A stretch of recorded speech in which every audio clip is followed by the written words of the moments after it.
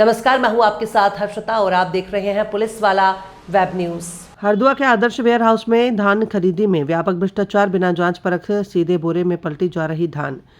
समिति प्रबंधक हुए बेखौफ, सेमरिया विधायक ने विधानसभा में भी उठाया मामला। पूरे जिले भर में धान खरीदी जोरों पर शुरू हो गई है। आपको बता दें कि इस बार धान के उपज में किसानों को अच्छा उत्पादन मिला है। हालांकि बीच में हुई बारिश और हवा के कारण थोड़ा बहुत नुकसान भी हुआ। इस बार धान की अच्छी आवक होने के चलते समिति प्रबंधक मनमाना कार्य कर रहे हैं।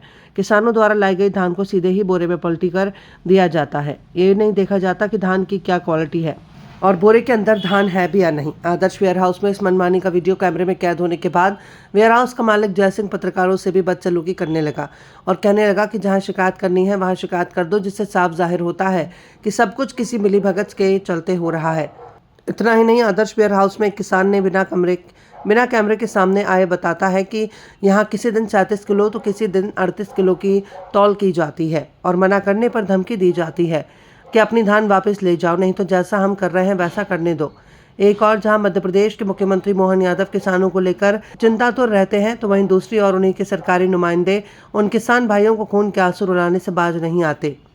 अगर जिम्मेदार समय समय पर अपने एसी रूम से बाहर निकलकर खरीदी का दौरा करें तो हो सकता है कि सरकार और किसान दोनों को नुकसान से बच जाए। हालांकि धान खरीदी में पूर्व में ही व्यापक भ्रष्टाचार उजागर हो चुका है, जिसको लेकर सेमरिया विधायक अभय मिश्रा ने विधानसभा में भी प्रश्न उठाया है। अब देखने वाली बात यह होगी कि शासन और प्रशासन स्तर से क्या कार्रवाई की जाती है। किसान जो हम खेलते हैं, किसानों के नाम पर ये उपार्जन नीति, ये विपणन नीति और तमाम तरह की जो चलाते हैं, और उसका वास्तविकता क्या है। आज एक नया बच्चा आता है, समिति का वो बन जाता है उपार्जन नीति का, 1 साल के अंदर स्कॉर्पियो आ रही, खरीदी में लोगों को इतना कुछ मिल रहा है और किसान जहां का तहां है। हम वैल्यू एडिशन भी नहीं कर रहे कि उसको हम लघु एवं मध्यम उद्योग के माध्यम से कुछ करें।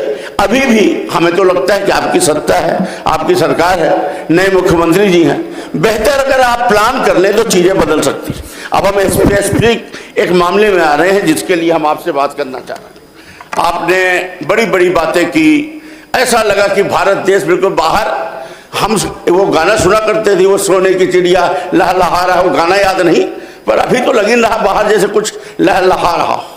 और बाहर आप विधानसभा के बाहर जाएंगे तो चारों गेटों में 2-2 किसान बैठे हुए।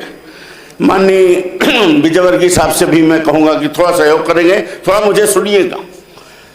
एक है विजया वेयर हाउस हमारे रीवा में, वो जो खरीदी केंद्र बनाते हैं ना, जहां किसान लोग अपना गल्ला बेचते हैं, यह हमारे सांसद जी का वेयर हाउस है। इसमें उनका कोई दोष नहीं।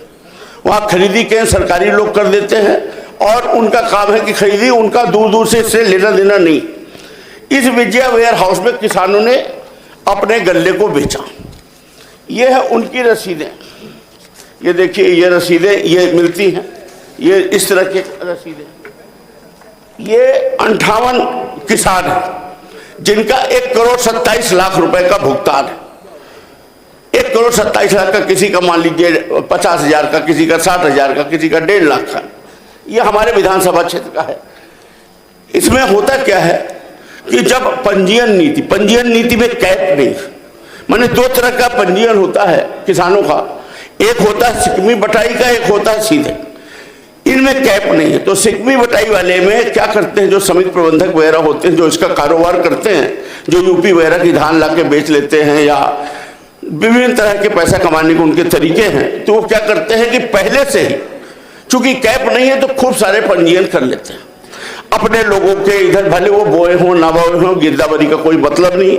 और जब अनाज बिकता है और जब पैसा आता है तो रेडी टू ट्रांसफर R2T क्या कहते हैं, उसके माध्यम से सबसे पहले उसको पैसा डाल देते हैं। और हुआ क्या, हमारे यहाँ ये किसानों को अंत में इनका नंबर आया तो ये हमारे 58 किसान ऐसे निकल गए जिनको कि कह दिया कि आपने कुछ बेचा ही नहीं। उनको कह दिया ये चोर है।